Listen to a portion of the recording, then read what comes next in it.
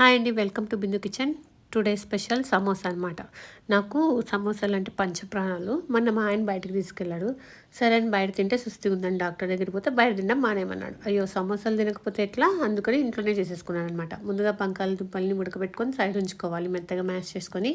తర్వాత ఒక కప్పు మైదా పిండిలోకి కొంచెం వామ్ వేసుకొని, ఉప్పు వేసుకొని, నెయ్యి వేసుకొని కలిపేసుకొని సైడ్ ఉంచుకోవాలి. ఒక కడాయి ఉంచుకొని అందులోకి 1 స్పూన్ ఆయిల్ యాడ్ చేసుకొని ఆనియన్, పచ్చిమిర్చి వేసేసుకొని ఫ్రై అయిన తర్వాత కొద్దిగా ఉప్పు, కారం, గరం మసాలా, కొరియాండర్ పౌడర్ అన్నీ వేసేసుకొని ఉడకబెట్టి పెట్టుకున్న బంగాళాదుంపను, నెక్స్ట్ బఠానీలని వేసేసుకొని ఇలాగా కర్రీ చేసుకొని సైడ్ ఉంచుకోవాలి. ముందుగా తడిపి పెట్టుకున్న పిండిని ఇలాగ పూరీలా తిక్కేసుకొని మధ్య కట్ చేసుకొని సమోసాలని ఫిల్ చేసుకొని మరుగుతున్న నూనెలో వేసుకొని తీసేసుకుంటే అంతే, వేడి వేడి సమోసాలు రెడీ అయిపోయాయి. మీరు కూడా ట్రై చేసి కామెంట్ చేయండి.